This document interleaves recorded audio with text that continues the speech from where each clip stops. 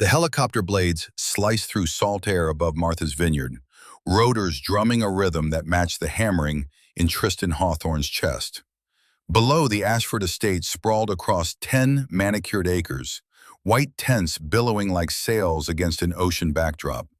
250 guests milled between champagne stations, unaware that the man descending from the sky had spent 6 months pretending to be someone he wasn't.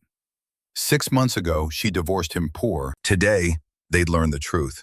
The pilot's voice crackled through the headset. "Mr. Hawthorne, we're cleared for landing on the south lawn." Tristan adjusted the Patek Philippe on his wrist, $18,000 of Swiss engineering that he'd kept hidden in a safe deposit box since February. The weight felt foreign after half a year of cheap Timex watches from Target. He'd grown comfortable with that disguise, maybe too comfortable. But comfort was a luxury he could no longer afford. The estate grew larger as they descended, and Tristan caught his reflection in the window. The Brioni tuxedo fit like a second skin, custom tailored in Milan 3 weeks ago when he'd finally decided to stop hiding. His hair, usually deliberately unkempt for his warehouse manager persona, had been trimmed and styled by a barber who charged more per hour than most people earned in a day. He looked like himself again. He looked like money. The irony wasn't lost on him. Victoria Sterling had hired him for $75,000 to play the role of her successful boyfriend at this very wedding. She'd chosen him because he looked presentable enough to polish up, because she'd assumed a warehouse manager would be grateful for that kind of cash, because she'd never imagined that the man pushing hand trucks through her client's loading dock was worth $920 million. The skids touched grass. Tristan removed the headset and stepped into afternoon sunlight, into the culmination of a test he'd been running since the day Celeste walked out of his life. First wife died chasing status. Never again. That's what he'd told himself 5 years ago, standing in an empty penthouse with divorce papers in one hand and his daughter's baby monitor in the other. Celeste hadn't died literally, but the woman he'd married had ceased to exist the moment she thought his money was gone. He'd staged the whole thing, let her believe his startup had crashed, watched her transform from devoted wife to disgusted stranger in 72 hours. She'd left him with Iris, their 2-year-old daughter, who couldn't hear the door slam when her mother abandoned them both. The test had been cruel.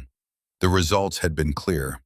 He'd vowed then that he'd never trust anyone again, never let himself be loved for what he had rather than who he was. And then Victoria Sterling had walked into his life, literally, nearly tripping over a pallet of bottled water in a warehouse on a Monday afternoon in February. Tristan started across the lawn toward the estate's terrace, where guests had begun to notice his arrival. Whispers rippled outward like stones dropped in still water. He recognized a few faces from the society pages, tech industry colleagues who'd never known his name because he'd spent a decade keeping his identity off Forbes lists and out of business journals. Hawthorne Dynamics operated through subsidiaries and shell corporations, his empire built specifically to be invisible. Until last week. Last week, he'd given his first interview. Last week, he'd allowed his photograph to be published alongside his net worth. Last week, he'd stopped hiding because the test was almost over, and he needed to know how it would end. A tech CEO he vaguely recognized dropped his champagne flute, crystal shattering on flagstone. The man pulled out his phone, fingers already flying across the screen. Google searches, Wikipedia pages, Forbes articles. The information would spread through this crowd like wildfire through dry grass. God, that's Tristan Hawthorne, the billionaire, the reclusive one who just went public. He's here, at Dominic Ashford's wedding. Why? Tristan climbed 3 stone steps to the terrace, accepting champagne from a server who couldn't have been older than 22. The kid's hands shook slightly as he handed over the glass, recognition already dawning in his eyes. Even the staff knew who he was now.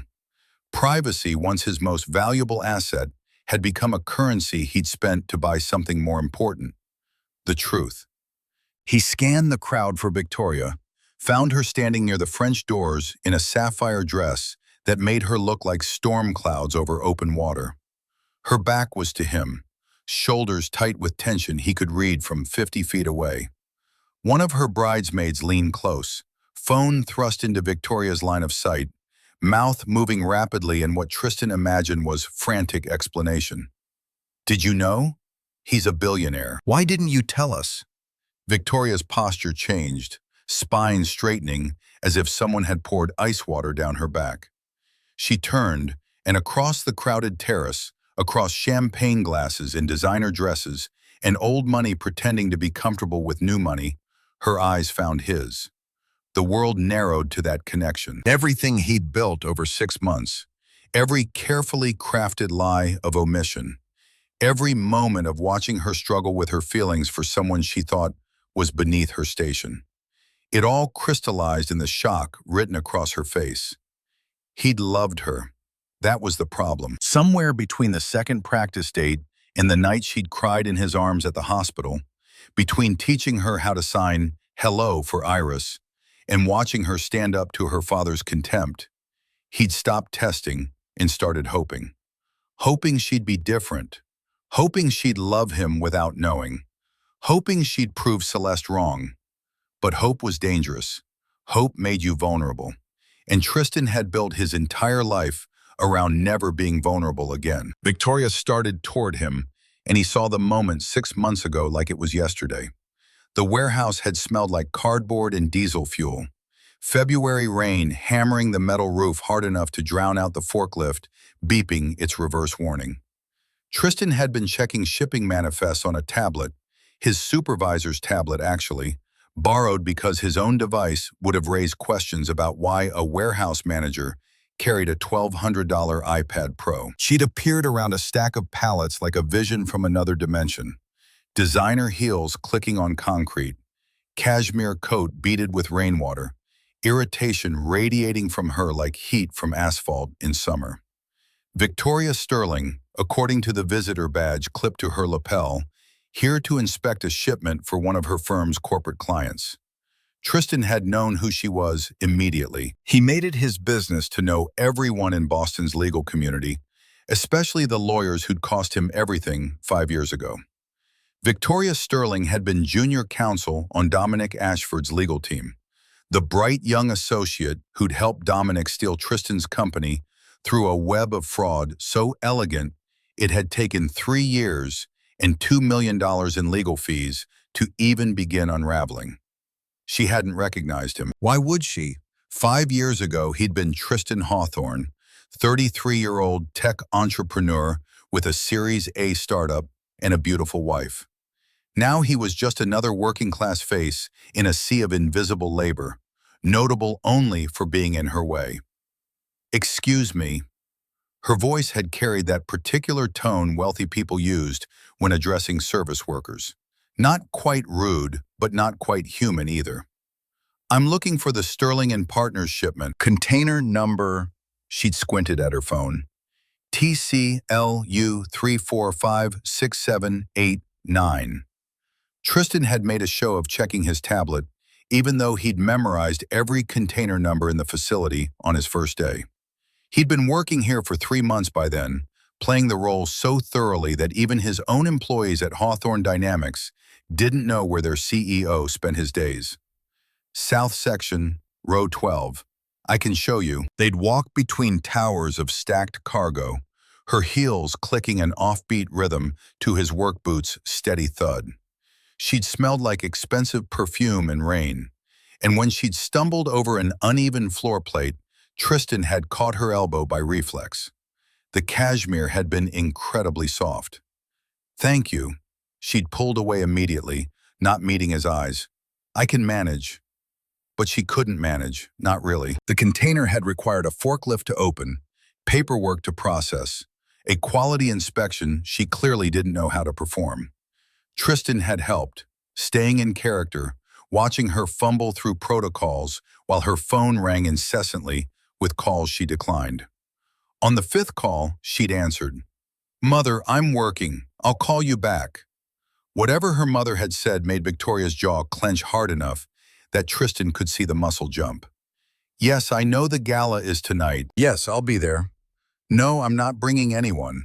A pause. Victoria's free hand had curled into a fist. Because I don't have anyone to bring, Mother. Some of us prioritize careers over relationships. Another pause, longer. Victoria's eyes had closed. I'm aware of my age. Thank you for the reminder. Goodbye. She'd ended the call and stood very still for a moment, breathing carefully, probably hoping the warehouse manager hadn't heard every word. When she'd turned back to the shipping container, her professional mask had been perfectly in place. Everything appears to be in order. Thank you for your assistance, Mr. Hawthorne. Tristan Hawthorne. Something had flickered across her face, too quick to read. Thank you, Mr. Hawthorne. She'd started to leave, made it maybe 10 feet before stopping. Turned back. Do you have a business card? The question had surprised him. For a warehouse manager? For someone who was helpful when I needed help. A pause. I believe in showing appreciation. Tristan had given her a card, one of the cheap ones he'd had printed at FedEx office. Nothing but his name and a phone number that forwarded to his real phone through 3 layers of routing. She'd tucked it into her wallet without looking at it, thanked him again, and disappeared into the rain. He'd thought that would be the end of it. He'd been wrong. She'd called 3 weeks later, on a Monday evening while Tristan was reading bedtime stories to Iris in his actual apartment, the small 2-bedroom in Dorchester he rented specifically to maintain his cover story. Not the Millennium Tower penthouse, not the life that existed in parallel to this one. Mr. Hawthorne, this is Victoria Sterling. We met at the Logicor warehouse. Tristan had gestured for Iris to be quiet, his daughter's eyes bright with curiosity as she watched him talk. She'd learned early that Daddy sometimes had 2 lives, 2 names, 2 faces. She'd learned to keep the secret. I remember. How can I help you, Miss Sterling? I have an unusual proposition. Could we meet to discuss it in person? They'd met at a coffee shop in the financial district, neutral territory, public enough to be safe, but private enough for conversation. Victoria had been waiting when he arrived, dressed in a charcoal suit that probably cost more than a month of his pretend salary, files spread across the table like battle plans. Thank you for coming. She gestured to the seat across from her. I'll be direct. I need to attend an event in 6 months. A wedding. My ex-partner's wedding. Congratulations to them? Not exactly. Victoria had smiled, and it hadn't reached her eyes. Dominic Ashford and I were in business together. He betrayed me. He's marrying into political connections I can't match. And I refuse to show up alone looking like I've been defeated. Tristan had felt his pulse quicken at Dominic's name, but kept his face neutral. And you need? A date, someone who can play the role of a successful boyfriend, someone who'll make Dominic regret every choice he made. Victoria had pushed an envelope across the table. I'm offering $75,000 for 1 evening of work. Half now, half after. The number had been perfect. Not so high that it screamed desperation, but high enough to tempt someone who supposedly survived on warehouse wages. Tristan had opened the envelope, pretended to study the contract inside, pretended his hands weren't shaking with the recognition that the universe had just handed him the ultimate test. Victoria Sterling, who'd helped Dominic destroy him, who had no idea who he really was, who was now offering him money to attend the wedding of the man who'd stolen everything. The symmetry was almost beautiful. Why me? He'd asked the question carefully, genuinely curious. Because you look presentable. Because you were kind when you didn't have to be. Because I need someone who isn't connected to my world.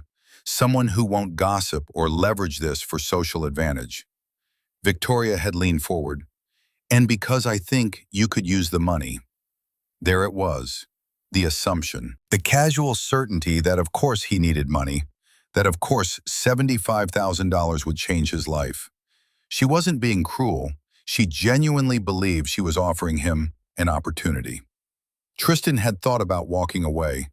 He'd thought about revealing himself right then, watching her face when she realized the warehouse manager was actually worth more than everyone at that wedding combined. But something had stopped him. Curiosity, or maybe hope, or maybe just the old wound Celeste had left, still tender enough to make him want proof that not everyone judged worth by bank statements. "I'll do it, but I have conditions." Victoria had raised an eyebrow. "Name them." "I pick my own clothes. I won't pretend to be someone I'm not. And I bring honesty, not performance." She'd agreed. They'd shaken hands. The test had begun.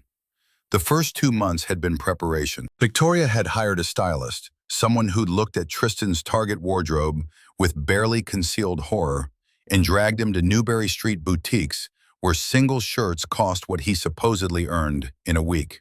He'd played along, feigning amazement at price tags, watching Victoria's face for signs that she questioned how a warehouse manager could wear an $8,000 suit with such natural comfort. She'd never questioned it. That had told him something. They'd practiced being a couple. Dinners at restaurants where Victoria insisted on paying because of course she did. Walks through the public garden where she'd taken his arm and he'd felt the weight of her hand like a brand. Museum visits where they'd argued about modern art and he'd had to remember not to reference the pieces he actually owned. Iris had complicated everything.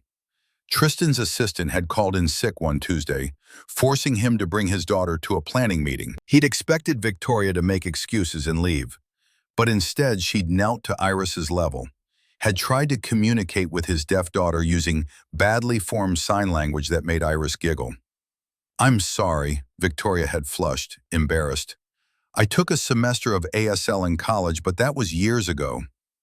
Iris had taken Victoria's hands, had patiently corrected the signs, had looked at her father with an expression that said, clear as words, "I like her, Daddy." That night, alone in his penthouse after Iris was asleep, Tristan had poured himself whiskey and acknowledged the truth. He was falling for Victoria Sterling. Not because of her looks, though she was beautiful. Not because of her intelligence, though she was brilliant. But because of the moments when her guard dropped. When she forgot to be the perfect Sterling daughter and just existed. Like the night they'd practiced their couple story at her apartment, and she'd shown him the wall of photographs from her childhood. Private schools, cotillions, expectations written across her young face like a life sentence. "I was 8 when my father told me I'd be a lawyer." Victoria had touched one photograph, her child self stiff in a formal dress. Not asked, told. Sterling children become sterling lawyers. That's how it works. "Do you like being a lawyer?" She considered the question for a long time. "I don't know anymore. I'm good at it. That's not the same thing." "No, it's not." Victoria had turned to face him, and in that moment she looked younger than her 34 years. "Do you like warehouse management?" Tristan had told himself the lie came easily because he'd practiced it. It pays the bills, keeps Iris fed. That's enough. Is it? It has to be. They'd sat in silence after that, and Tristan had wondered if Victoria could hear the truth beneath his words, if some part of her recognized the performance for what it was. But she'd just poured more wine and changed the subject, and the moment had passed. Month 4 had brought Victoria's family into the equation. Her father, Bradford Sterling, senior partner at Sterling and Partners, old Boston money that spoke in whispers and expected the world to lean in. He'd invited Tristan to dinner at the family home in Beacon Hill, a brownstone that had probably been in the family since before the Civil War. Bradford had been polite in the way powerful people are polite to those they consider beneath notice. "So, Mr. Hawthorne, warehouse management, how interesting." "It serves its purpose, sir." "I'm sure." Bradford had cut his steak with surgical precision. "And what purpose would that be?"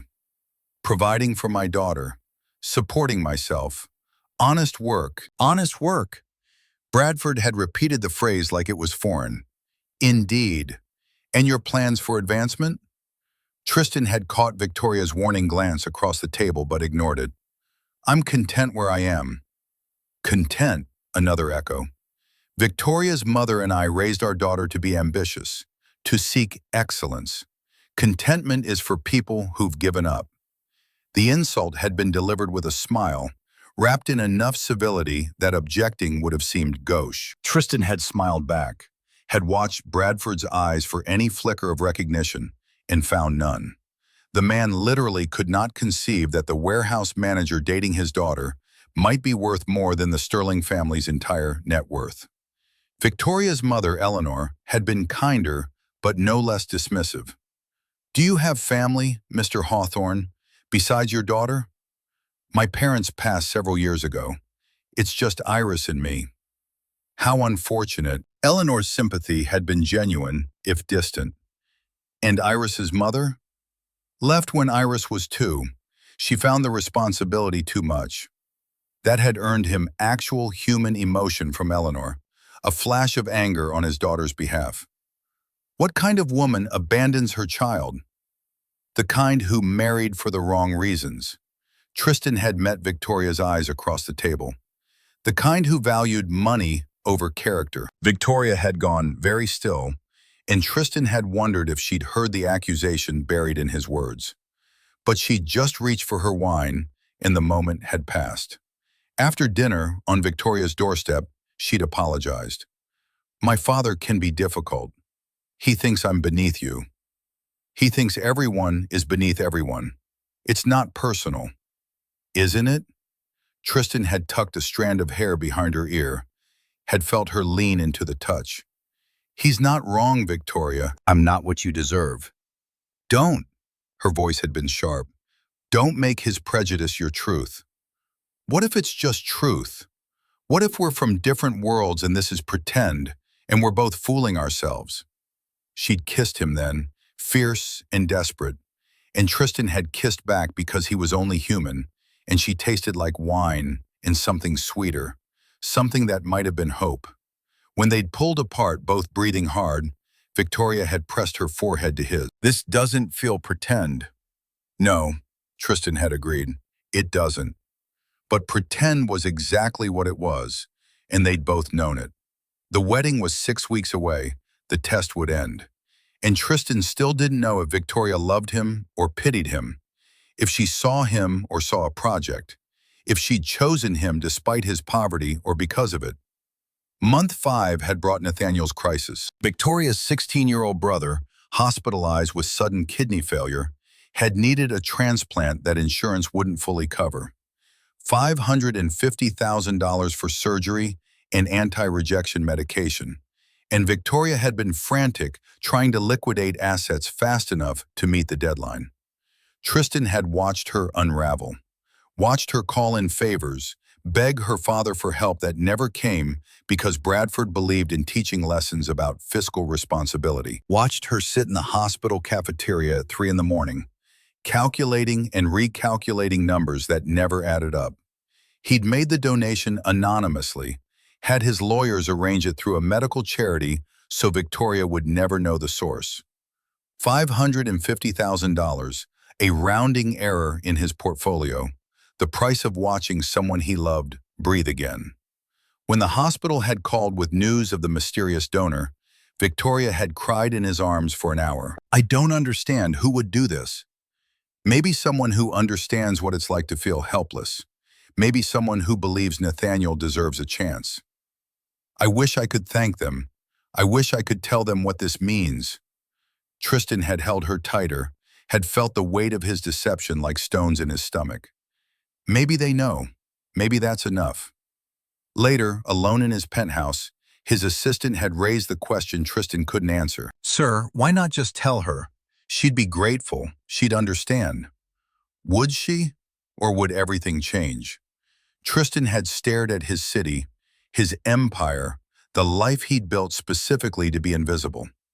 "If I tell her now, I'll never know if she loves me or what I can give her." "With respect, sir, you already know. You've been watching her for 5 months. You know who she is." "I know who she is with someone she thinks is poor.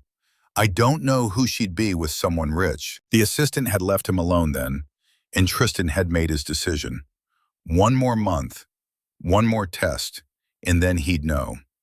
The 6th month had been borrowed time. Victoria had asked him for real help, not the performance kind. She'd needed to infiltrate Dominic's office at the wedding, needed to find evidence of the fraud that had destroyed her professional reputation 5 years ago. The same fraud that had destroyed Tristan. I know it's illegal. Victoria had paced her apartment like a caged animal. I know I'm asking you to risk everything for my vendetta, but Dominic is marrying Natasha Whitmore, and she deserves to know who she's marrying. Tell me about the fraud. Tristan had kept his voice neutral, even though he knew every detail, had lived every consequence. 5 years ago, Dominic and I were partners. We represented several tech startups in acquisition negotiations. One company, a promising little firm called Hawthorne Technologies, was being bought out by Dominic's family investment group. Victoria's hands had clenched. I found irregularities, forged signatures, backdated contracts, evidence that Dominic was stealing the company rather than purchasing it legitimately. Tristan's pulse had hammered in his throat. What did you do? I told my senior partner. He told me to drop it or lose my job. Dominic was bringing in millions in billable hours. One struggling entrepreneur wasn't worth protecting. Shame had colored Victoria's voice. I didn't drop it. I pushed. I lost my job anyway, and Dominic walked away clean. What happened to the entrepreneur? I don't know. The company was absorbed into Dominic's portfolio, and the owner disappeared from the business world entirely. Another casualty of corporate greed. Victoria had met his eyes. I failed to protect him. I've been trying to atone ever since. Tristan had felt something crack inside his chest, some barrier he'd built to protect himself from exactly this moment. She hadn't known. She'd fought for him without knowing him. She'd lost her career trying to save his. I'll help you. The words had come without thought. Whatever you need. It could be dangerous. Dominic is ruthless. So am I. Tristan had pulled her close, had buried his face in her hair. When I need to be. They'd made love that night, and it had felt like goodbye, even though neither of them had said the word. Tristan had traced the lines of her body like memorizing a map, had committed every sound inside a memory, had known with absolute certainty that when she learned who he really was, this would end. Either she'd hate him for the deception, or she'd love him for the money, and neither option would let him keep her. Now, standing on the Ashford Estate terrace with Victoria approaching and 250 guests discovering his identity in real time, Tristan felt the weight of 6 months compress into this single moment. The test was over. The results were about to be revealed. Victoria reached him, and up close he could see the exact second understanding flooded her system. Shock, then hurt, then confusion cycling across her face like weather patterns. Who are you? Her voice barely carried over the crowd noise. I'm Tristan Hawthorne, CEO of Hawthorne Dynamics. Everything you're reading online is true. You lied to me. I never lied. You assumed. I let you assume. That's the same thing.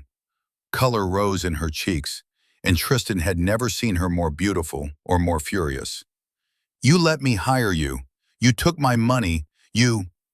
I fell in love with you. The confession stopped her mid-sentence. That was never part of the plan. Around them, phones continued their digital excavation of his life. Whispers built into conversation, conversation into speculation. Someone would have called the media by now.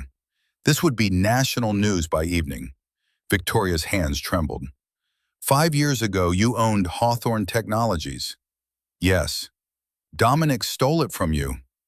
Yes. I tried to stop him. I lost my career trying to protect you. I know. I read the case files. I know everything you sacrificed. Tristan reached for her hands, felt her flinch but not pull away.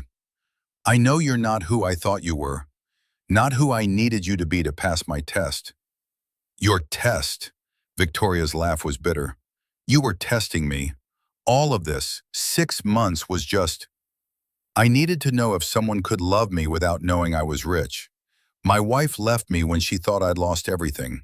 She abandoned our daughter.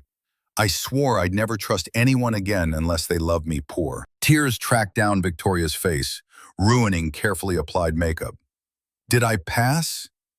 Tristan thought about the dinner with her parents, the contempt she'd endured for choosing him, the late nights when she'd worried about money and never once asked him for help, the way she'd looked at Iris like a daughter, not an obligation, the donation she'd never know came from him. I don't know. The honesty felt like falling. Did you love me, or did you pity me? Did you choose me despite my poverty, or because it made you feel noble? Victoria pulled her hands away. How dare you? I fought my family for you. I defended you when they called you beneath me. I introduced you to everyone who matters in my world, knowing they judge me for it. But did you believe I was enough? Or were you settling?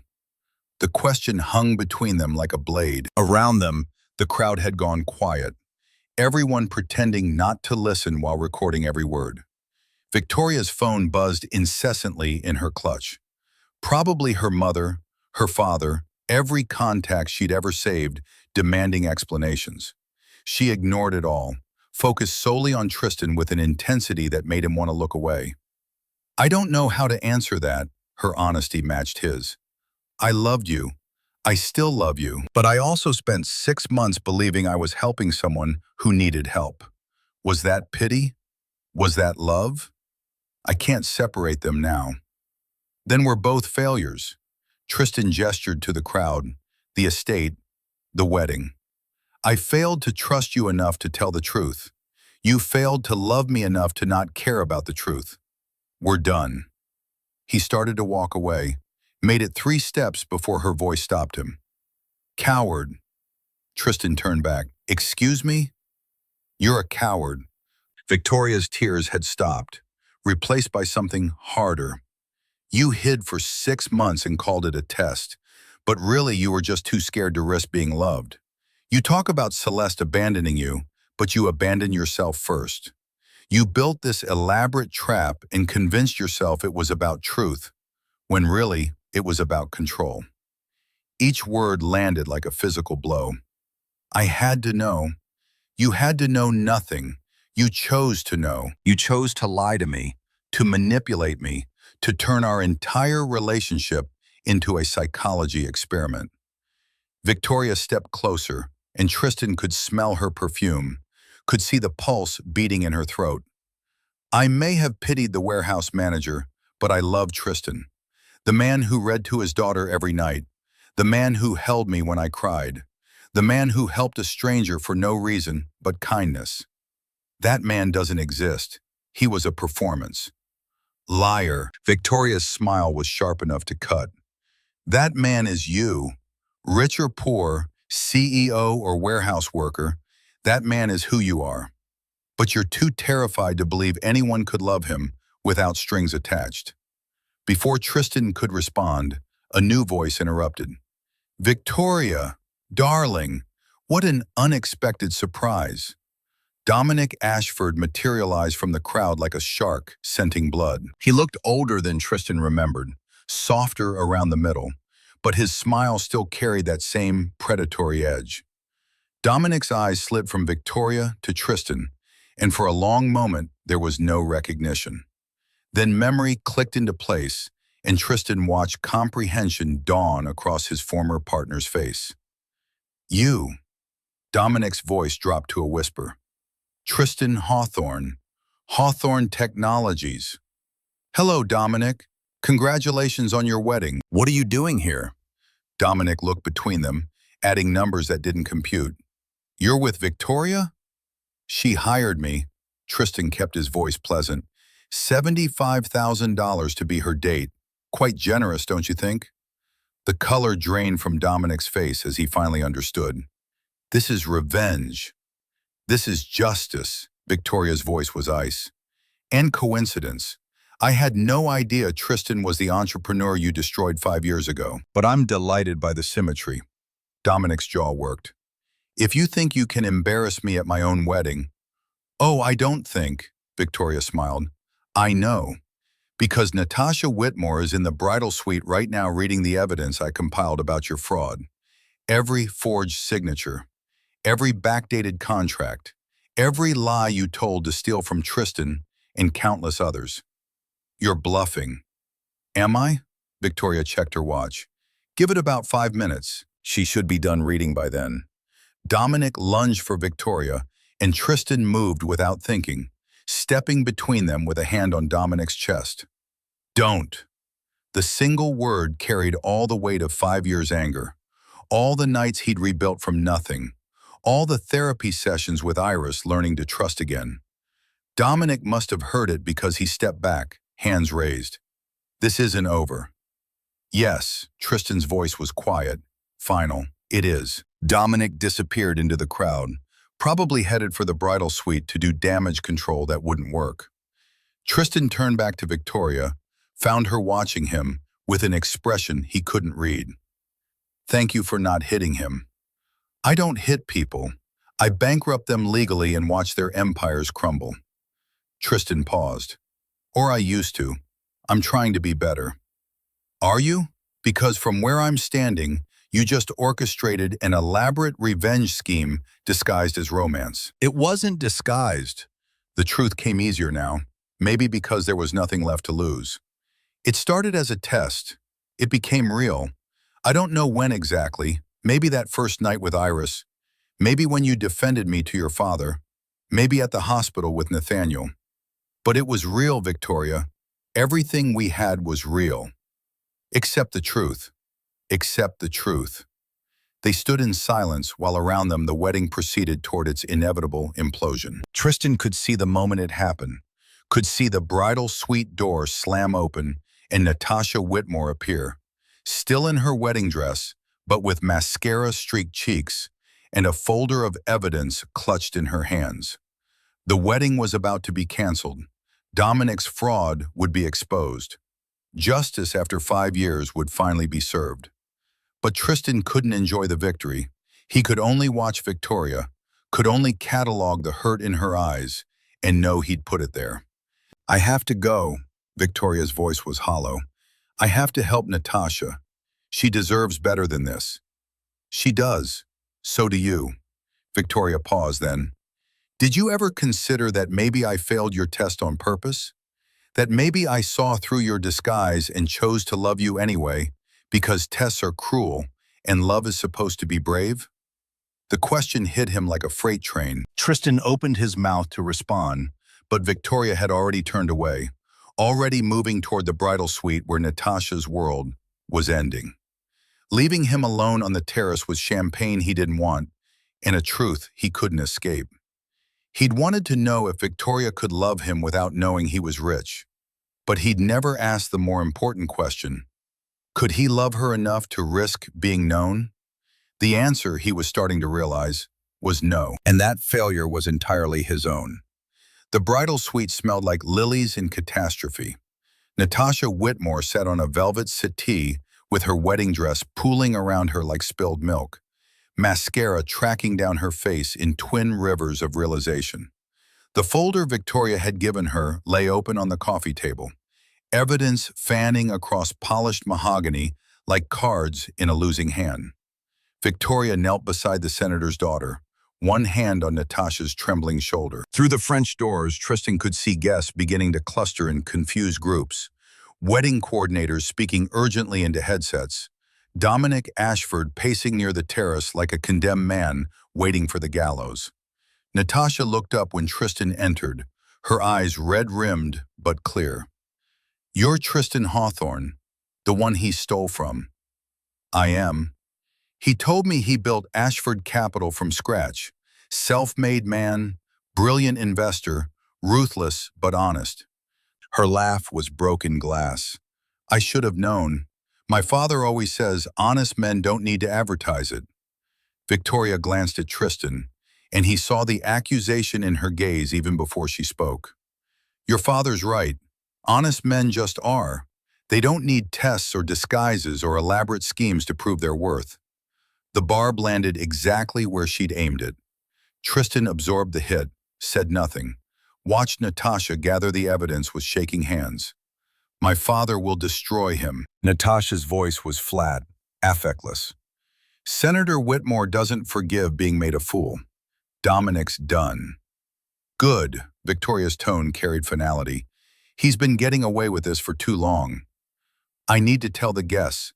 Natasha stood, smoothing her dress with automatic gestures that spoke of years learning to perform under pressure. They deserve to know why there won't be a wedding today. She started toward the door, but Victoria caught her arm. Are you sure? This will be everywhere by tonight. Social media, news cycles, your father's political opponents. I'm sure. Natasha's spine straightened, and Tristan saw steel beneath the tears. I'd rather be humiliated for one day than trapped in a lie for a lifetime. After Natasha left, Victoria remained kneeling on the floor, staring at the empty space where the other woman had been. Tristan moved closer, close enough to see the fine tremor in her hands. You gave her a choice. His voice came out softer than intended. That's more than I gave you. Victoria rose in one fluid motion, putting distance between them with 3 precise steps. Don't compare what I did to your psychological experiment. I showed Natasha the truth and let her decide. You buried the truth for 6 months and called it love. I called it protection. From what? From me loving you for the wrong reasons? Or from you having to be vulnerable? Victoria's heels clicked against hardwood as she paced. You want to know the real difference between us, Tristan? I'm terrified of being hurt, but I choose to love anyway. You're so terrified you've convinced yourself fear is wisdom. Through the windows, Tristan watched Natasha emerge onto the terrace. Conversations died like candles in wind. The young woman held her head high, wedding dress train dragging behind her, and walked to where Dominic stood frozen. What she said was inaudible through the glass, but the effect was instantaneous. Dominic's face went from pale to crimson, hands gesturing wildly. Natasha simply turned to address the crowd, and even without hearing the words, Tristan knew what she was saying. The wedding was canceled. The groom was a fraud. The fairy tale was over. Phones came out like drawn weapons. The media feeding frenzy would be spectacular. I should go. Victoria moved toward the door. Natasha will need support when this gets ugly. Wait! Tristan caught her wrist, gentle but insistent. What happens after? After the scandal dies down and Dominic's dealt with, and this is all just a story people tell at parties. Victoria looked at his hand on her wrist, then at his face. You mean what happens to us? Yes. There is no us, Tristan. There's a billionaire who hired himself out to test a woman who thought she was hiring help. That's not a relationship. That's a transaction. She pulled free and walked out, leaving him alone in a room designed for happy beginnings, standing in the wreckage of an ending he'd orchestrated himself. The Millennium Tower penthouse felt like a museum after closing hours, all that space and silence echoing with absence. Tristan stood at the windows, watching Boston Harbor fade from gold to gray. The city's evening transformation, a mirror of his own internal collapse. Iris appeared beside him, signing with the deliberate patience she used when she knew he was hurting. Bah, you should eat something. I'm not hungry, sweetheart. You haven't eaten since breakfast. That was 15 hours ago. 7 years old and already more responsible than her father. Tristan pulled her close, pressed a kiss to the top of her head. She smelled like the strawberry shampoo she insisted on using, despite his suggestions of unscented alternatives. What happened at the wedding? Her hands moved in the lamplight. The news says there was a scandal. The groom turned out to be a bad person. The bride called off the wedding. And Victoria? Tristan's throat tightened. She's angry with me. She has every right to be. Iris studied his face with those dark eyes that missed nothing, then signed with devastating simplicity. Did you tell her you're sorry? Yes. Did you tell her you love her? Yes. Then you did what you could. Now you have to wait and see if she forgives you. If only it were that simple. If only sorry and love were enough to undo 6 months of calculated deception, to rebuild trust he'd demolished with his own fear. His phone buzzed. A text from his assistant. Forbes wants comment on the Ashford wedding situation. WSJ is running a feature on your public emergence. Stock opened up 12% on Monday speculation. Tristan ignored it. The business could wait. The empire he'd built in shadows could survive a few more hours without his attention. But Iris was right about one thing. He needed to do something, needed to act instead of just standing in his penthouse, feeling sorry for himself. Victoria had accused him of being a coward, and she wasn't wrong. He'd spent 5 years hiding from the possibility of being hurt again. Maybe it was time to stop hiding from everything else too. He pulled up his contact list, found the name he'd been avoiding for 3 years. Professor Marcus Reeves, disability rights advocate, former mentor, the man who'd helped Tristan navigate Iris's diagnosis when Celeste had checked out emotionally long before she'd left physically. The call connected on the third ring.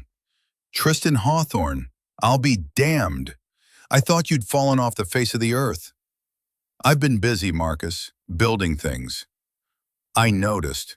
Forbes was quite illuminating, though I have to say, I'm disappointed you didn't tell me yourself that you were actually a tech billionaire and not just a struggling single father. I'm both. One doesn't erase the other. Fair enough. Papers rustled in the background. What can I do for you? And please tell me this isn't about a donation. I get enough of those from guilty rich people. Despite everything, Tristan smiled. Actually, it is about money, but not a donation, an investment. He spent the next hour outlining an idea that had been forming since the moment he'd stepped out of that helicopter at the Ashford estate. A foundation, fully funded, dedicated to providing hearing technology and educational support for deaf and hard of hearing children. Not charity. Investment in futures that deserve the same opportunities Tristan could afford to give Iris. You're talking about serious money. Marcus's voice had gone from casual to calculating. Implementation on this scale, you're looking at minimum 50 million just to start. I'm putting in 200 million, and I want you to run it. Silence on the line, longer than Tristan expected. When Marcus spoke again, his voice was thick. Why? Because someone I love told me I hide behind fear instead of choosing bravery. Because I want Iris to see that money can build instead of just protect. Because I need to do something that matters more than my own damage. That's 3 reasons. Pick whichever one you like best. Marcus laughed, and Tristan heard emotion underneath. When do we start? The next 6 weeks blurred together in a haze of lawyers, paperwork, and carefully orchestrated public appearances. Tristan gave interviews about the Hawthorne Foundation, testified via deposition in Dominic's criminal case, and slowly rebuilt a public identity that wasn't based on hiding. He saw Victoria twice during that time, both glimpses through windows or across crowded rooms. The first was at Dominic's arraignment, where she sat in the gallery with Natasha, both women watching the man who tried to con them plead guilty to 15 counts of fraud. Victoria had looked tired but satisfied, and when their eyes met across the courtroom, she'd nodded once before looking away. The second time was worse. Tristan had been leaving a coffee shop in Back Bay when he'd spotted her through the window of a restaurant, laughing at something a silver-haired man was saying. The man touched her hand, casual and familiar, and jealousy had knifed through Tristan's chest with surgical precision. He'd stood there like a stalker, watching Victoria smile at someone else, until Iris tugged his sleeve. "Bah, you're staring." "I know. That's creepy." "I know. Do you want to go in and say hello?"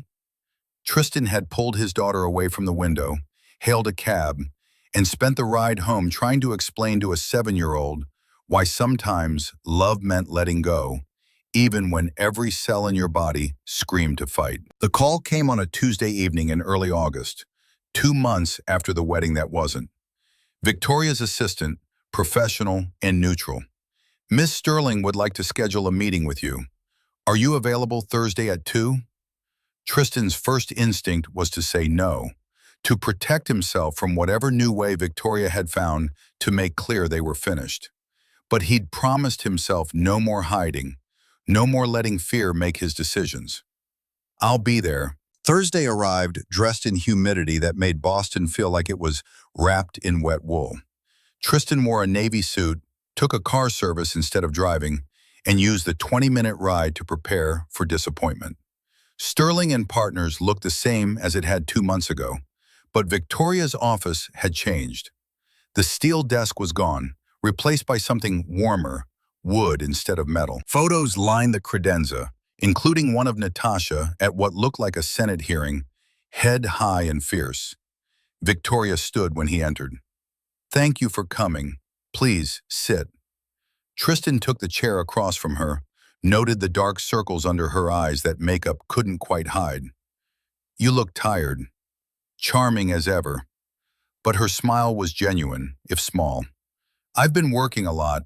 There's something I wanted to discuss with you." She pulled a folder from her drawer, slid it across the desk.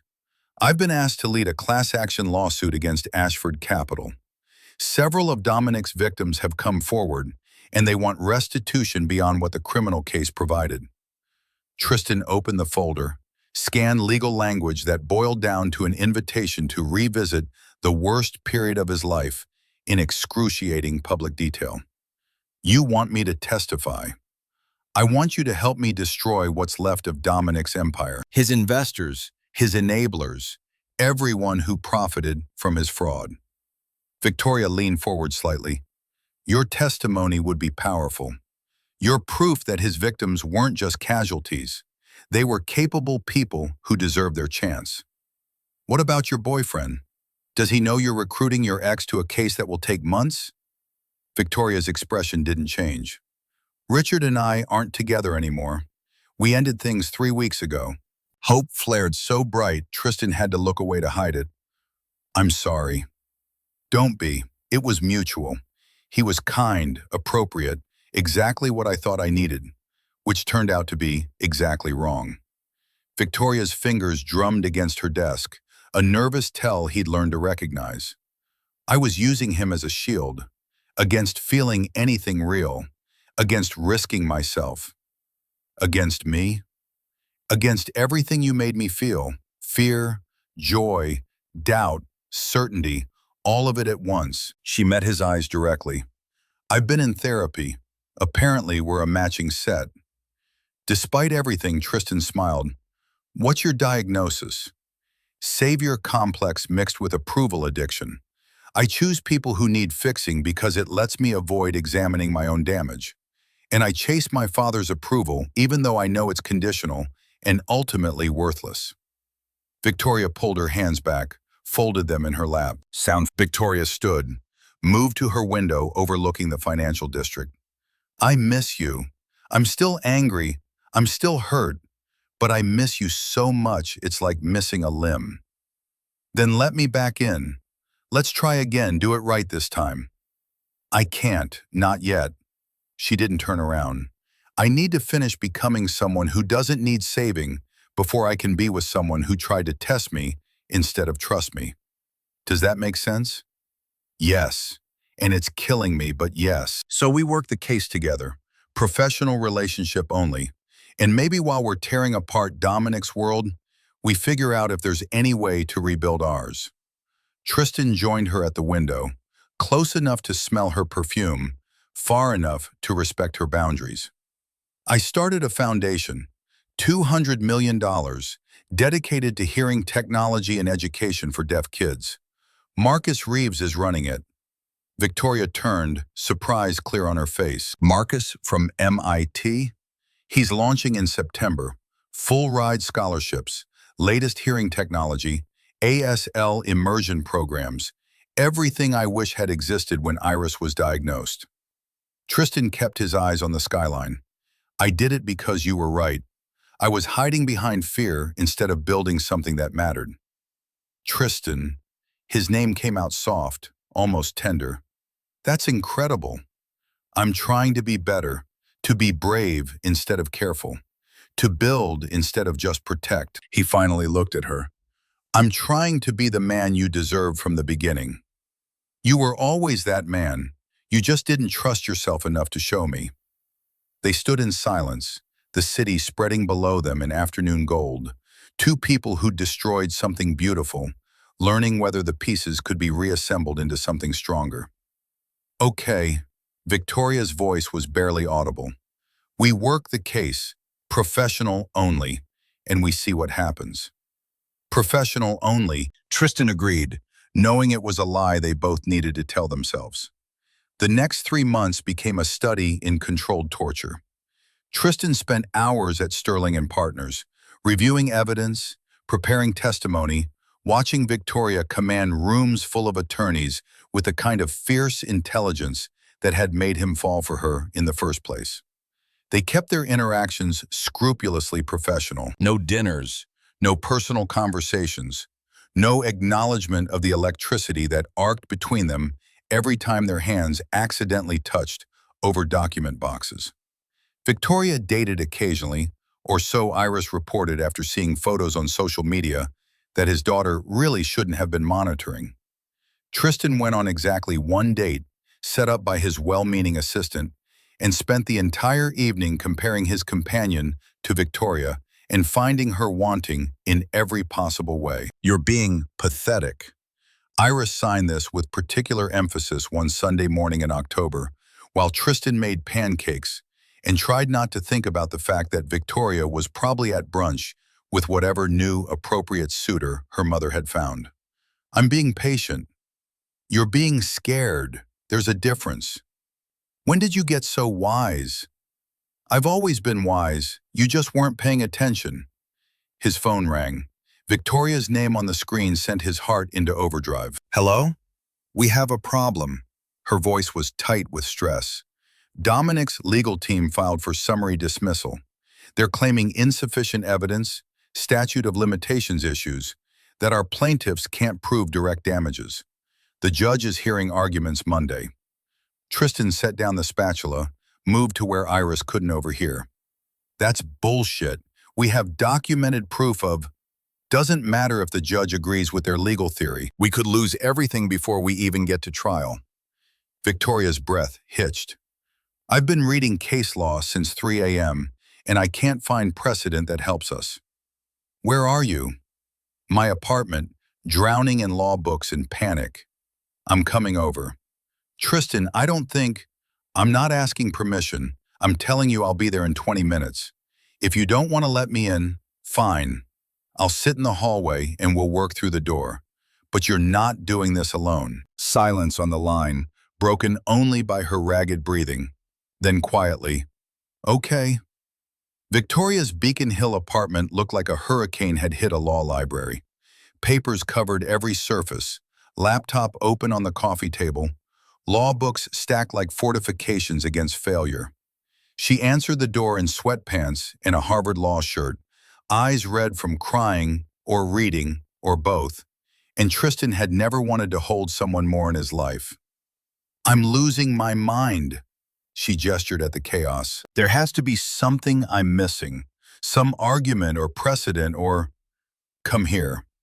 Tristan pulled her into his arms, felt her resist for half a second before collapsing against his chest. She smelled like coffee and stress and something essentially Victoria. And holding her felt like the first real breath he'd taken in 3 months. They stood that way for a long time, Victoria's tears soaking through his shirt, while Tristan just held her, offering no solutions because sometimes the answer wasn't fixing, but just witnessing. When she finally pulled back, makeup ruined and defenses shattered, she looked younger and more real than the composed attorney who commanded courtrooms. I don't know how to lose this case. Then let's make sure you don't. They worked until dawn, Tristan reading while Victoria wrote, two minds tackling the problem from different angles. Somewhere around 5 a.m., fueled by his fourth cup of coffee, Tristan found it buried in a footnote of a federal appeals case from 1987. Look at this. Precedent for extending statute of limitations in cases where fraud was actively concealed. Victoria grabbed the case file, speed reading with laser focus. This could work. If we can prove Dominic deliberately hid the fraud beyond normal business secrecy, we might be able to argue tolling. You have evidence of that. The shell companies, the backdated contracts, the encrypted communications. He wasn't just committing fraud, he was systematically concealing it. Which means the clock didn't start until victims discovered the fraud, not when it occurred. Victoria's mind was already racing ahead. We'd need expert testimony about concealment methodologies, documentation of when each plaintiff learned the truth. But it's possible. It's possible. She looked at Tristan with something that might have been hope. You just saved this case. We saved it, together. Victoria set down the case file, and Tristan watched her process what had just happened. Watched her recognize that they'd fallen into old patterns without thinking, that the professional boundaries she'd constructed so carefully had dissolved the moment she'd needed him. This doesn't change anything. But her voice carried no conviction. Doesn't it? You called me at 3 a.m. You let me hold you. You trusted me with your fear. Because I was desperate. Because somewhere beneath all the professionalism and boundaries and protection, you still trust me. Tristan moved closer. And maybe that matters more than being careful. Victoria stood frozen for 3 heartbeats. War between fear and wanting written across her face. Then she closed the distance between them and kissed him like drowning, like breathing, like the answer to every question she'd been afraid to ask. Tristan kissed back with 3 months of grief and hope and desperate longing, tasting coffee and salt and possibility. When they broke apart, both breathing hard, Victoria pressed her forehead to his. I'm still scared. So am I. But I'd rather be scared together than safe alone. That's the most romantic and idiotic thing anyone's ever said to me. I have a gift. She laughed, and it sounded like coming home. We're going to mess this up again. Probably, but maybe we'll mess it up differently this time. Maybe we'll learn from the first disaster. You're still not selling this well. I'm not trying to sell anything. I'm just asking you to be as brave with love as you are in a courtroom. Tristan cupped her face in both hands. No more tests, no more hiding, just honest, messy, terrifying truth. Victoria searched his eyes for what felt like forever. If we do this, we do it right. Complete honesty, even when it's hard, especially when it's hard. Agreed. And we take it slow. No rushing into anything just because we're relieved to have each other back. Whatever you need. And if it doesn't work, if we realize we're better apart than together, we end it with respect. No burning everything down out of pain. Tristan pulled her close again, felt her heart hammering against his chest. Deal. Now stop negotiating and kiss me again before you lawyer yourself out of this. She did, and this time it felt less like desperation and more like promise. Like the beginning of something they'd build together with open eyes and honest hearts. Outside, the sun finished rising over Boston, painting Beacon Hill in shades of gold. Inside Victoria's apartment, surrounded by case files and coffee cups and the debris of a night spent fighting, 2 broken people decided that maybe broken was just another word for human. And human, they were learning, was enough. 3 months passed like seasons changing underwater, slow and distorted and impossible to track with precision. Tristan threw himself into expansion, into acquisition, into every distraction that promised to occupy the space where Victoria used to live. Hawthorne Dynamics opened offices in Seattle and Austin. The board approved a $12 billion bid for a competitor. His net worth crossed into 10 figures for the first time, and he felt nothing. Iris started 3rd grade with new hearing aids that cost $30,000 and worked miracles. She made friends, joined the school orchestra playing violin, came home with stories about classmates and teachers, and a world that kept spinning regardless of her father's heartbreak. Sometimes Tristan envied her resilience, the way children could adapt to loss by simply accepting it as the new normal. He saw Victoria twice during those months, both times by accident in a city that should have been large enough to avoid coincidence. The first time was at a charity gala where Tristan gave a speech about technology access for disabled children. She'd been there with Richard, a silver-haired attorney who looked like he'd been born wearing a Harvard tie. They'd made eye contact across the ballroom, and Victoria had looked away first. The second time was worse. Tristan had been leaving his therapist's office in Back Bay when he'd spotted her through a coffee shop window, laughing at something Richard was saying. The jealousy that knifed through him had been visceral enough to steal breath. Not because Richard was handsome or successful or appropriate, but because he was there and Tristan wasn't. Because Victoria looked happy in a way she never had during their 6 months together. Or maybe she had been happy, and Tristan had been too busy testing to notice. His therapist had asked him that same week, "What would it take for you to forgive yourself?" Tristan hadn't had an answer. Forgiveness implied the possibility of redemption, and he'd spent 3 months proving that some mistakes carved too deep to heal. The call from Victoria's office came on a Tuesday in November, autumn turning Boston into a postcard of itself. Her assistant's voice was professionally neutral, giving nothing away. "Miss Sterling would like to schedule a meeting with you. Are you available Thursday at 2?" Tristan's first instinct was to say no, to protect himself from whatever new way Victoria had found to make clear they were finished. But curiosity won. Or maybe masochism. Or maybe just the pathetic hope that Iris had tried to convince him wasn't pathetic at all. "I'll be there." Thursday arrived, dressed in rain that turned the city gray and introspective. Tristan wore his oldest suit, a Brioni from before he'd started hiding, and took a car service instead of driving. The ride gave him 20 minutes to construct and dismantle scenarios, each more unlikely than the last. Sterling and Partners looked the same as it had 3 months ago, but the receptionist was different. This one didn't recognize him, treated him like any other client, waiting in leather chairs that cost more than furniture should. When Victoria's assistant collected him, her smile was polite but carried something else underneath, something that might have been pity. Victoria's office had changed.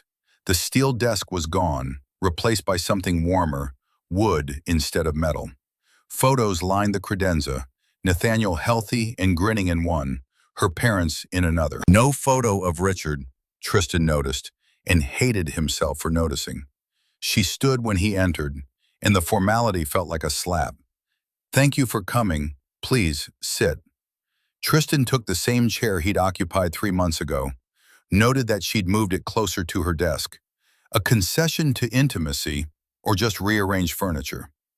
"I wanted to discuss something with you." Victoria's hands were steady as she pulled a folder from her drawer, but Tristan had learned to read the tension in her shoulders.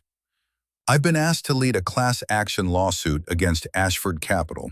Several of Dominic's victims have come forward, and they want restitution beyond what the criminal case provided." "That's good. They deserve it. The case is strong. We'll win, but it would be stronger with you as a plaintiff." Victoria slid the folder across her desk. "Your testimony about what Dominic did, combined with your current success, would be powerful. You're proof that his victims weren't just casualties. They were capable people who deserved their chance." Tristan opened the folder, scanned legal language that boiled down to an invitation to revisit the worst period of his life in excruciating public detail. "You want me to testify. I want you to help me destroy what's left of Dominic's empire. His investors, his enablers, everyone who profited from his fraud. They should pay too. And you need me for that." "Yes." Victoria met his eyes directly. "I need you. For the case. As a plaintiff and a witness." The clarification stung more than it should have. Tristan studied her face, looking for any sign that this was about more than litigation, finding only professional determination. "What about Richard? Does he know you're recruiting your ex-boyfriend to a case that will take months?" Victoria's expression didn't change. "Richard and I aren't together anymore. We ended things last month." Hope flared so bright Tristan had to look away to hide it. "I'm sorry." "Don't be. It was mutual. He was exactly what I thought I wanted, which turned out to be exactly what I didn't need." What did you need? I'm still figuring that out. Victoria leaned back, and for the first time since he'd arrived, her professional mask cracked slightly. But I know I needed to stop running from difficult things just because they're difficult. Richard was easy, safe, boring as hell. Tristan laughed despite himself. You broke up with him because he was boring? I broke up with him because I was using him as a shield, against feeling anything real, against risking myself. Her voice dropped. Against you. The admission hung between them, heavy with implication. Tristan wanted to reach across the desk, wanted to tell her he'd spent 3 months doing the same thing, with work and expansion and every distraction that promised to fill the void. But Victoria's posture said she wasn't done talking, so he waited. I've been in therapy, she smiled slightly. Apparently, we're a matching set. My therapist thinks I have a savior complex, that I choose people who need fixing because it lets me avoid examining my own damage. Do you agree? Partially. I definitely chose you initially because I thought you needed help. The $75,000, the job, all of it was me trying to save someone. Victoria's fingers traced patterns on her desk. But somewhere along the way, I stopped trying to save you and started loving you. And that terrified me more than anything Dominic ever did. Why? Because loving you meant admitting I was broken too. That all my success in education and family pedigree didn't protect me from being just as lost as everyone else. Her eyes shimmered, but she didn't look away. You held up a mirror, Tristan, and I hated what I saw. Tristan felt something crack in his chest, some barrier he'd maintained between hope and reality. I hated what I saw too. I hated that I was still so afraid of being left that I sabotaged the best thing in my life. We're quite a pair. We could be, if we tried again, if we started from honesty instead of fear. Victoria shook her head, and Tristan's fragile hope shattered before she even spoke. I can't. Not yet. Maybe not ever. I'm still learning how to be Victoria Sterling without needing to prove anything to anyone. I can't do that while also trying to be someone's girlfriend. I'm not asking you to be my girlfriend. I'm asking you to be my partner. In the case, in life, in figuring out how two broken people might make one whole thing. That's not how brokenness works. We don't complete each other, Tristan. We just share damage. But Victoria's voice wavered, and Tristan heard the lie in her certainty. She wanted to believe what she was saying, wanted it to be true that they were impossible. But wanting and believing were different countries. Then let's just do the case. Let me help you tear apart what's left of Dominic's world. And maybe while we're doing that, we figure out if there's anything left of us worth salvaging. Victoria considered this, fingers drumming a rhythm against wood. Professional relationship only. No dinners, no personal conversations, no blurring lines. Agreed. I mean it, Tristan. This has to be about the case, not about us trying to find our way back to something that didn't work the first time. Understood. Though for the record, I think you're wrong. I think it worked perfectly until I destroyed it. Then we agreed to disagree. Victoria pulled out a legal pad, pen poised. Now, let's talk about what Dominic did to you. I need every detail, starting from the beginning.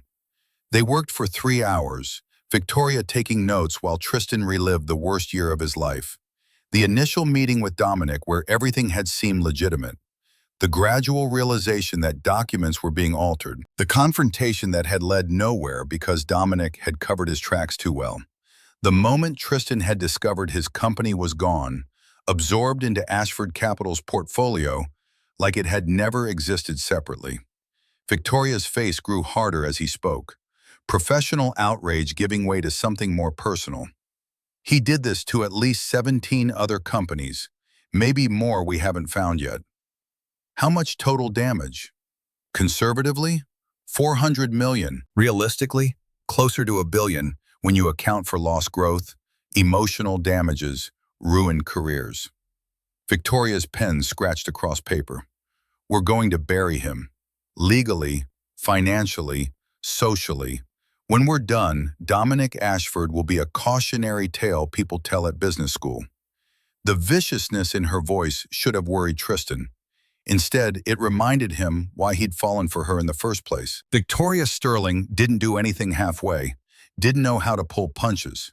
When she fought to win. What do you need from me beyond testimony? Access to your files from that period. Anything you kept, any documentation, any communications with Dominic or his people. Victoria met his eyes. I know it's painful, but those files are ammunition. You'll have them tomorrow. Thank you. She made more notes, then paused. How's Iris? The question was casual, but Tristan heard the real interest underneath. She's good. Great, actually. New hearing aids, new school, new friends. She asks about you sometimes. What do you tell her? The truth, that you and I aren't together anymore, but that you're a good person who made my life better for being in it. Victoria's composure fractured, just for a second. She looked down at her legal pad, and when she looked up again, her eyes were wet. She's a remarkable kid. You've done an incredible job with her. She's remarkable despite me, not because of me. I doubt that. Iris is kind because you taught her kindness. She's brave because you showed her how to be brave. She's honest because... Victoria stopped, seemed to reconsider her words. Because she learned that honesty matters more than pride. Unlike her father, who learned that lesson far too late. Better late than never. Victoria closed her legal pad, signaling the end of the professional portion of their meeting. I'll have my paralegal send you the formal retainer documents. Once you sign, you're officially part of the case. Tristan stood, understanding dismissal when he heard it. But at the door, he turned back. Can I ask you something personal, off the record? Victoria hesitated, then nodded. Do you regret it? Us? The 6 months, the wedding, all of it? She took long enough to answer that Tristan almost withdrew the question. When she finally spoke, her voice was barely audible. I regret how it ended. I regret that we hurt each other. But I don't regret loving you. Even now, especially now, I don't regret that. Neither do I. Tristan left she could say anything else, before the fragile understanding between them could crack under the weight of everything they weren't saying. The lawsuit consumed the next 3 months like a slow-burning fire, consuming resources and energy and every hour Tristan could spare from running his company. Victoria assembled a team of 12 attorneys, hired forensic accountants, deposed witnesses across 3 states. Tristan gave his official deposition on a Monday in February, sitting across from Victoria's associate while she watched from the corner, taking notes. The questions were brutal and necessary. How had Dominic approached him? What promises had been made? When had Tristan first suspected fraud? Why hadn't he fought harder, hired better lawyers, done more to protect himself? That last question came from Victoria herself, her voice professionally neutral, but eyes too knowing. Tristan had answered honestly, because I was 33 and stupid, and I trusted someone I shouldn't have trusted. Because I thought being right meant I'd win. Because I didn't understand yet that the world doesn't care about right, it cares about power. After the deposition, Victoria had walked him to the elevator. That was harder than I expected. For you or for me? Both. Hearing what he did to you, it's different than reading it in files. It's real. It was always real. I know, but now it's real to me. Victoria pressed the elevator button, watched the numbers descend. I should have fought harder 5 years ago. I should have quit my job, blown the whistle, done something more than just walk away. You were 29. You did what you could. It wasn't enough. It's enough now. This case, what you're building, it's enough. The elevator arrived, doors sliding open with a soft chime. Tristan stepped inside, but Victoria remained in the hallway, and the distance between them felt like miles instead of feet. Tristan? Her voice stopped him from pressing the lobby button. Yes? Thank you for trusting me with this. I know it can't be easy, working with someone who... She paused, searching for words. Someone who complicated your life. You didn't complicate my life. You made it worth living. There's a difference. The doors started to close, and Tristan didn't stop them. Victoria's face disappeared behind steel, and he rode down 40 floors alone, wondering when exactly he'd become someone who said true things only when escape was guaranteed. The trial date was set for May, giving them 3 months to prepare arguments that would dismantle what remained of Dominic's financial empire. Tristan found himself spending more time at Sterling and Partners than his own office, ostensibly to review evidence, but really because being near Victoria was the closest thing to happiness he'd felt in 6 months. She kept their interactions scrupulously professional. No personal conversations, no lingering glances, no acknowledgement of the history burning between them like radium. Tristan respected her boundaries even as they killed him incrementally, death by 1,000 professional courtesies. But sometimes, late at night when the cleaning crews had gone home and they were alone with bankers' boxes full of fraud, Victoria's guard would slip. She'd make a comment about a bad date she'd been on, or complain about her father's latest attempt to set her up with appropriate suitors, or simply exist as herself instead of attorney Victoria Sterling. Those moments kept Tristan tethered to hope. On a Thursday in March, working through depositions at 10 p.m., Victoria threw her pen across the conference room in frustration. "This is useless. We have mountains of evidence and no smoking gun.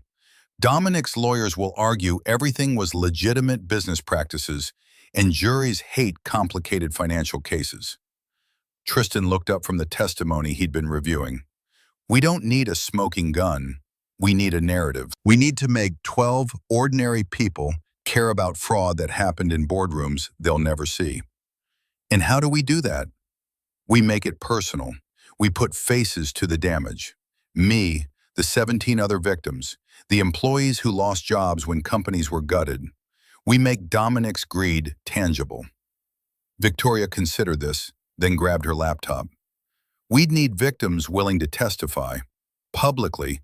That's asking a lot from people who've already been through hell. I'll talk to them. If I can stand up and tell my story, maybe others can too." "You'd do that? Organize witnesses?"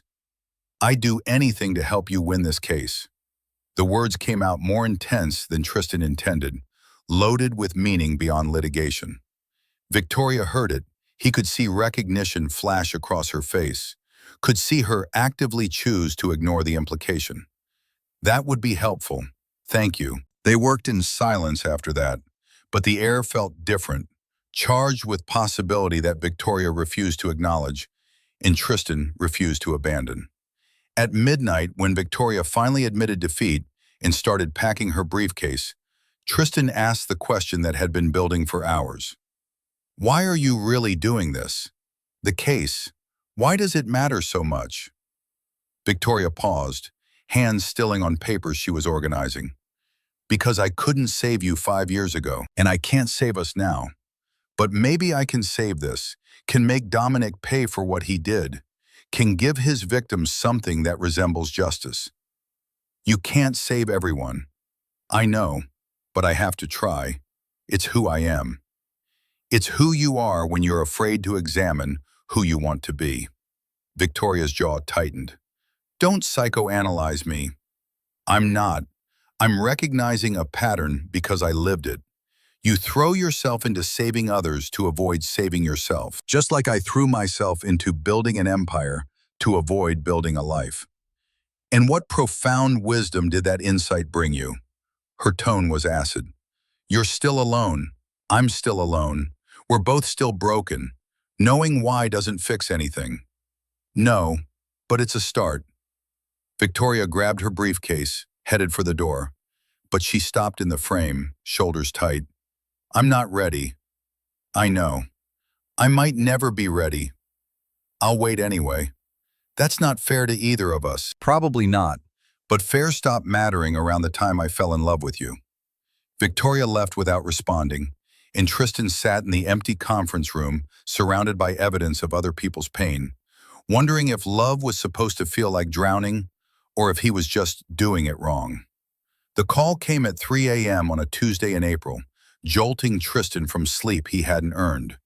Victoria's name lit his phone screen, and panic spiked through his chest before he even answered. "What's wrong?" Her voice was shaking, words tumbling over each other. Dominic's legal team filed for summary dismissal. They're claiming insufficient evidence, statute of limitations issues, that our plaintiffs can't prove direct damages. The judge is considering it. Tristan sat up, fully awake now. That's bullshit. We have documented proof of... Doesn't matter if the judge agrees with their legal theory.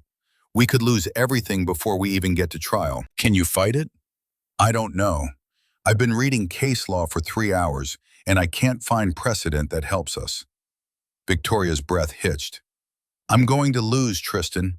After all of this, after getting your hopes up and promising justice, I'm going to lose because I missed some technicality or didn't anticipate this strategy or...